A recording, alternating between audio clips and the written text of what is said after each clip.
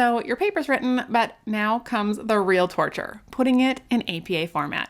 Well, in this video, I am taking some of the pain out of the process by sharing a step-by-step demonstration for this paper, which is comparing phaser accuracy for Vulcans versus Klingons. Yep, we're putting a little Trekkie into the APA universe because why not have a little fun? Hello everyone, and welcome back to the Prof Chat channel, where I am all about helping you boost your grades and slash your stress in college. Now, in my time as a psychology professor, I have graded thousands of student APA papers, but I've also written and edited tons of scholarly papers in APA format. And let me just say, it's not as scary as it seems. Now, the gold standard for APA style is obviously the official publication manual from the American Psychological Association, but this is a whole lot to wade through if you are a student new to APA, which is why I have taken all of the nuggets from this that I have found to be most essential for student work and packaged them into this quick APA guide that I will be using in the demonstration today. So let's get into it. All right, so here we are. I've got my paper here. This is the text that I theoretically, as a student, have written up on my project. And then I've got the format quick chat guide here that I'll be walking through. Now, this is available for download if you'd like to grab a copy for yourself. Otherwise, you can just follow along in the video. So first up, let's come down here and we're going to start with the APA format basics. So first I need to make sure my page is formatted how it needs to be. First, I want to double space the text. So I'm going to hit Control-All and come up to spacing and go to double. Everything in APA is double spaced. Now we need to do the margins. So let's come to page setup. And you can see it's all 1.25. So we will change all of these to 1. Okay. Now we need to make sure this is in the right size font. Now, readable font, it can be a serif or a sans serif font, meaning it can be Times New Roman or Calibri or something like that. So this font is fine, but it looks like it's in size 13, which is too large. So I'm going to again hit Control-All or Control-A and move this to 12. 12 is usually the standard when it comes to student papers. Now we just need to add our page numbers. Insert page number. We'll put it at the top right corner. That's where it goes. And we are good to go so far. So now we're going to work on headings. Usually in student papers, you only need the first 2 or 3 levels, but it's good to know what the next levels are in case you happen to need them. First, we need to make sure that our title is in bold and centered. And we will do this all the way down for our main headings. All right, so we've got that. Now we can see we have some additional levels here. So here we will move to level 2, aligned left, bold. So these stay over here, but we bold them.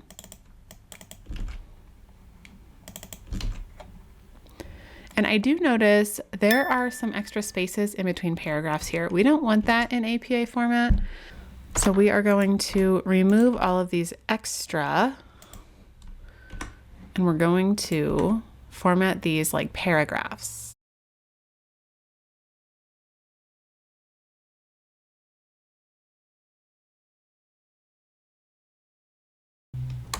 So I didn't narrate this with the original video, but all that I'm doing here is adding my abstract heading.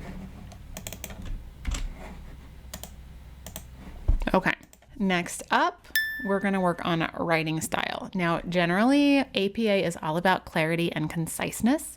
So for best clarity, we want to use active voice whenever possible.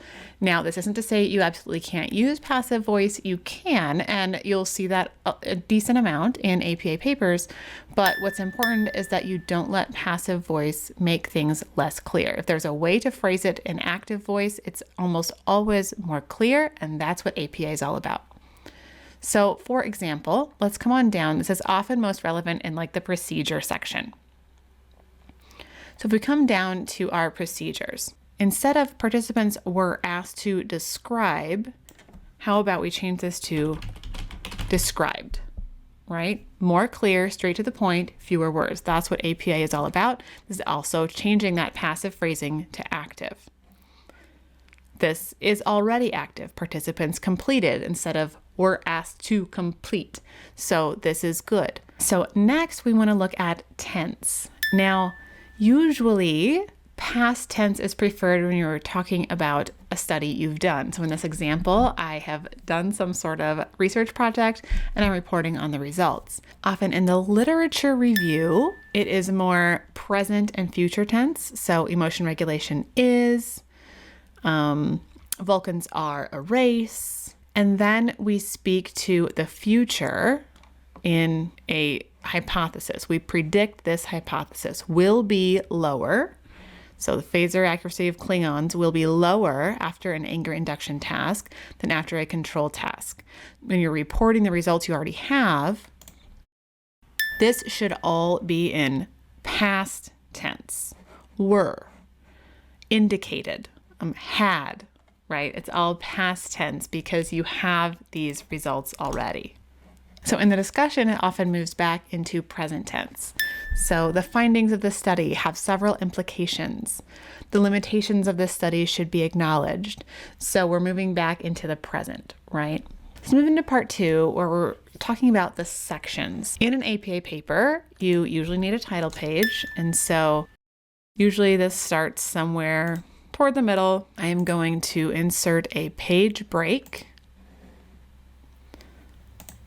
because the abstract starts on a new page.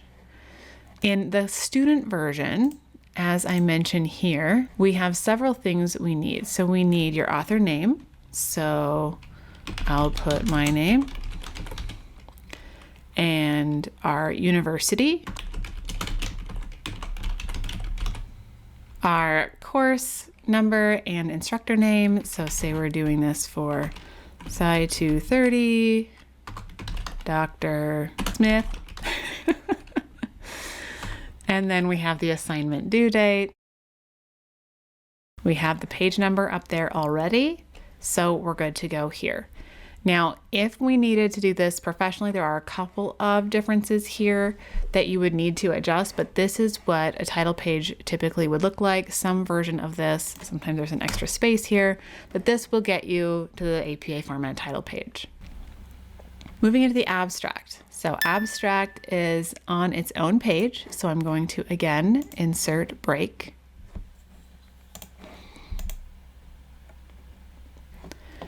And there is no indent. This is the only paragraph in an APA format that will not be indented.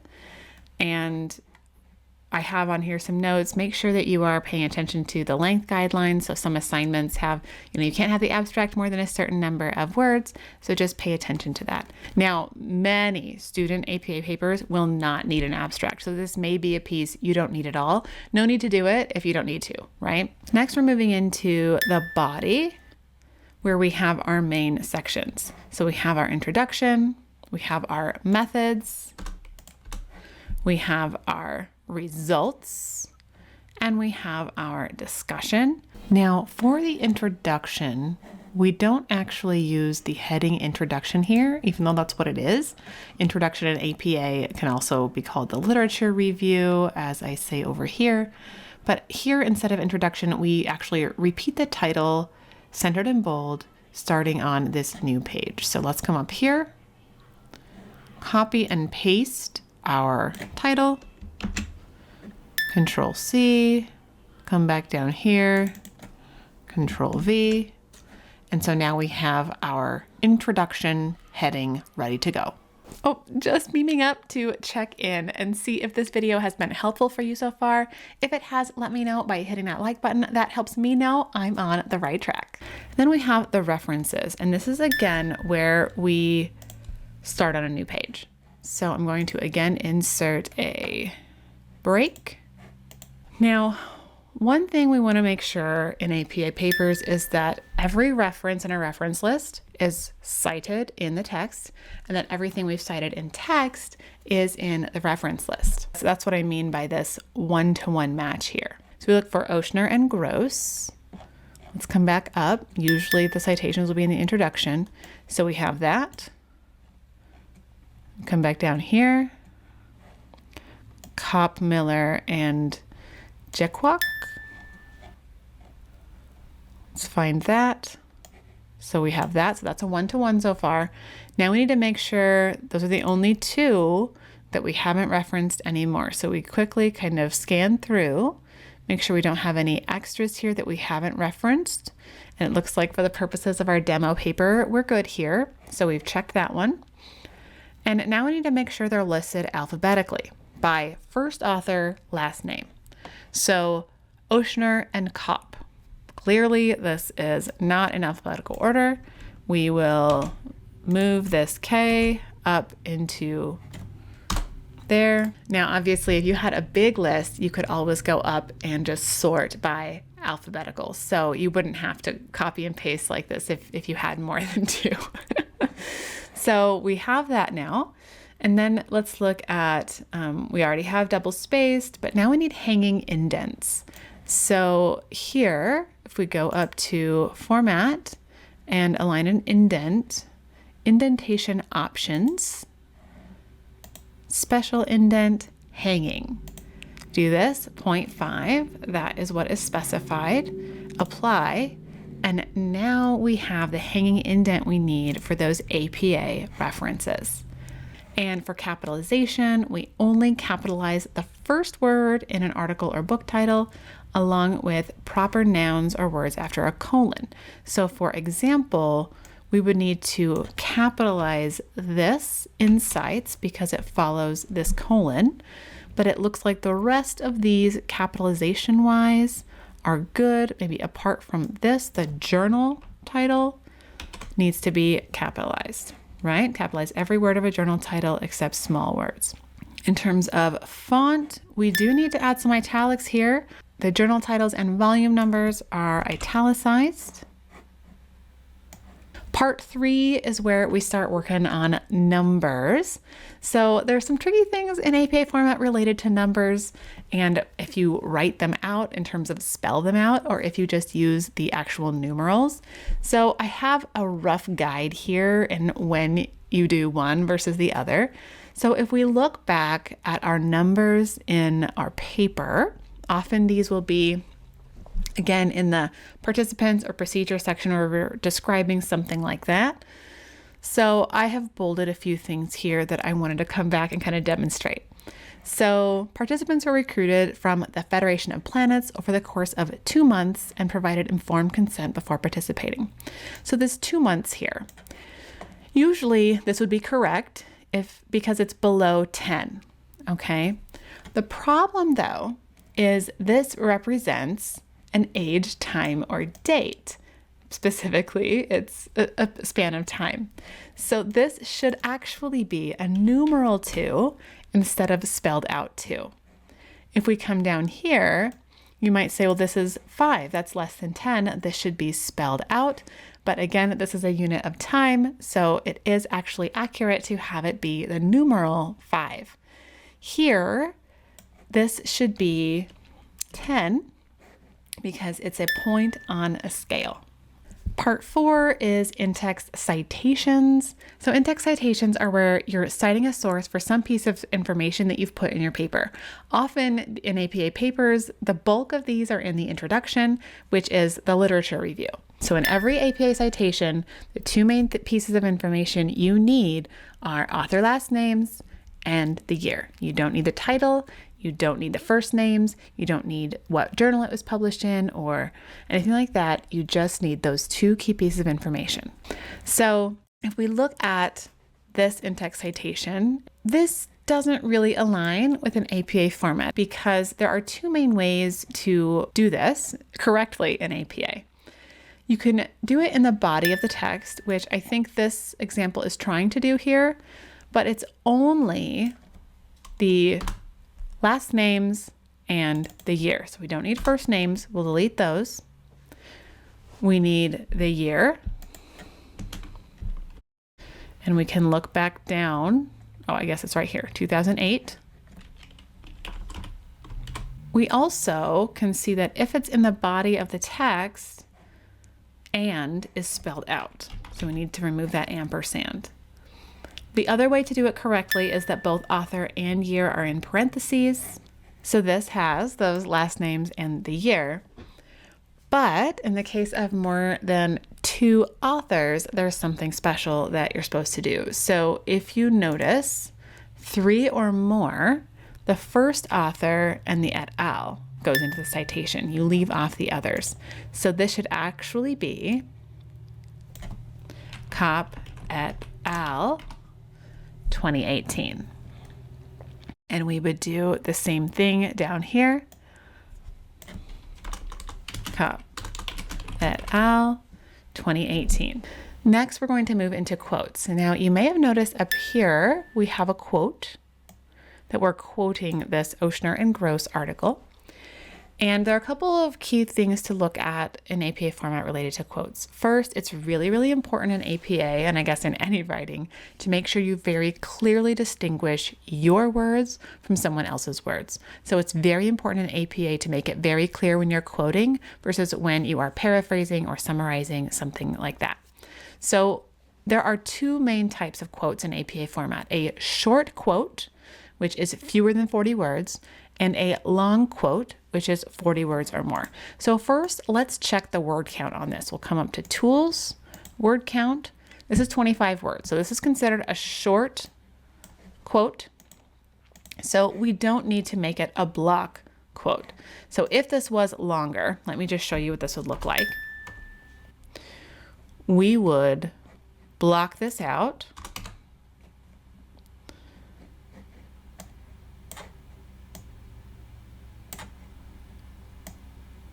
Like this, where it was indented. And with any quote, whether short or long, we would always have the page number. So we would put page 288. Okay. Now this isn't a long quote, this is a short quote. So we're gonna come back over here, add those quotation marks back in.